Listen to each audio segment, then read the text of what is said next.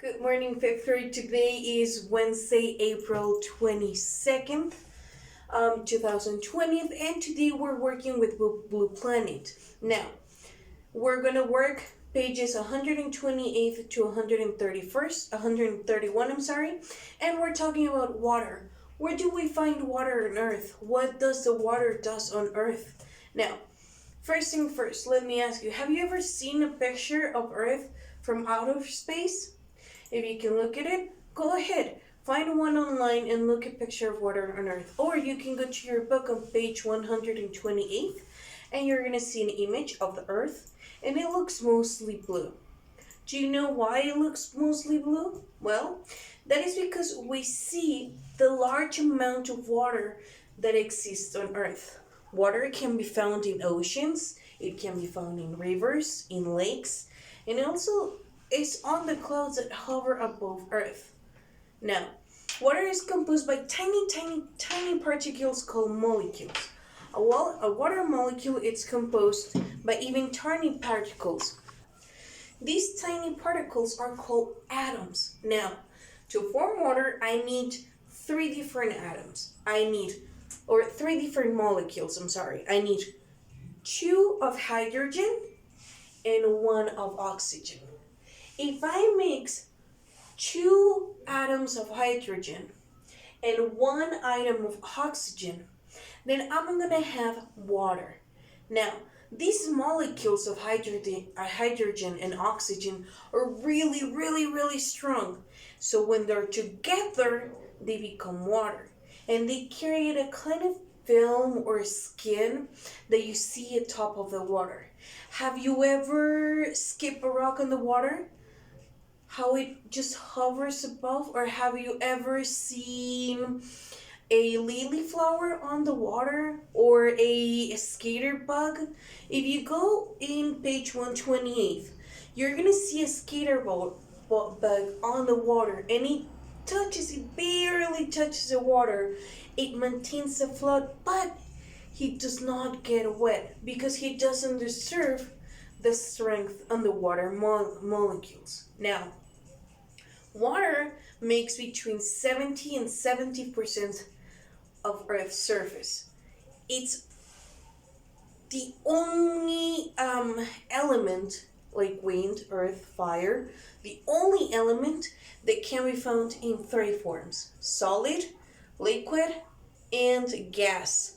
When the water molecules move really fast in a liquid form, they move super fast when they heat, super fast. And they go faster and faster, so they start spreading farther apart. So you know that skin I told you where the skater bug stands on? Well, that stands to separate, thus becoming gas. Now, there's different forms of water.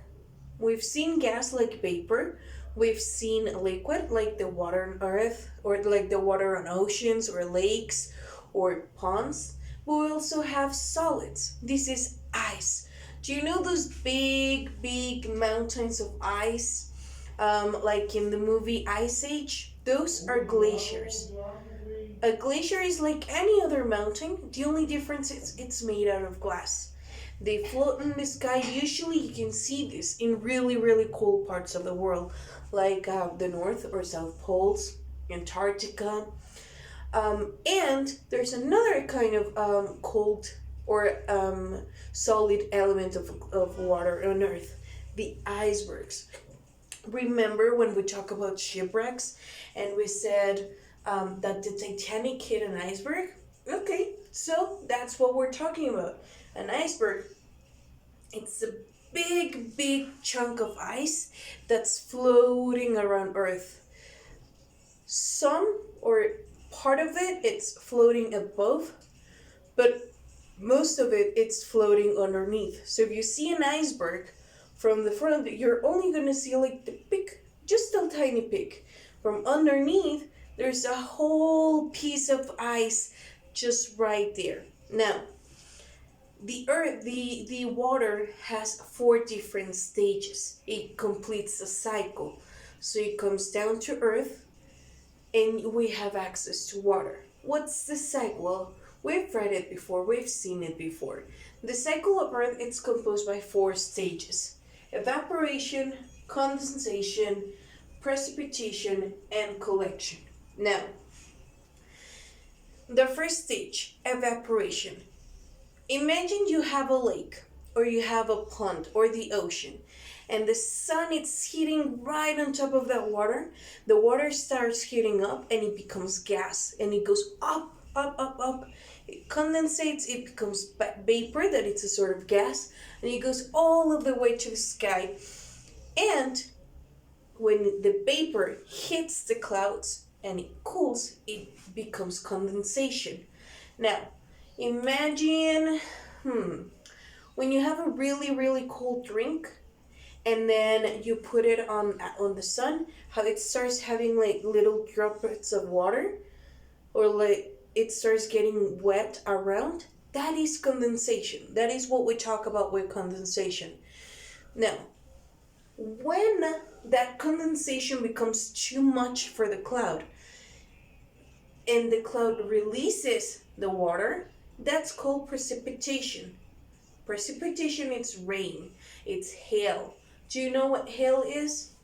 You know when it's raining really, really strong and then little tiny, tiny pieces of ice can come down?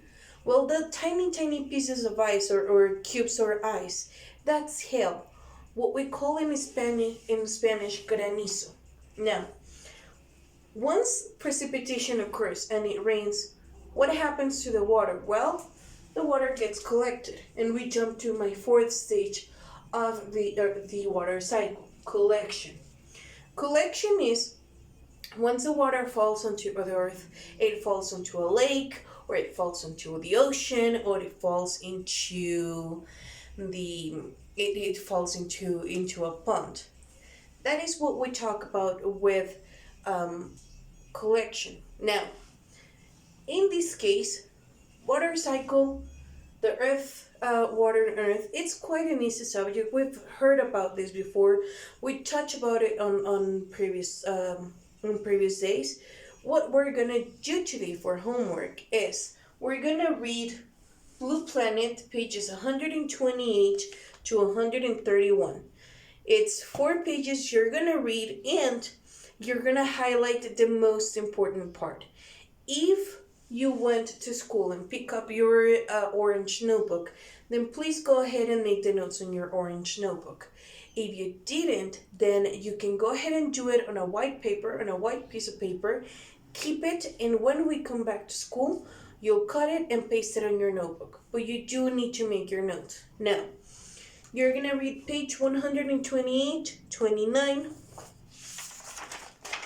page 130, and page 131, and that's it. That's all you have to do for homework on Blue Planet.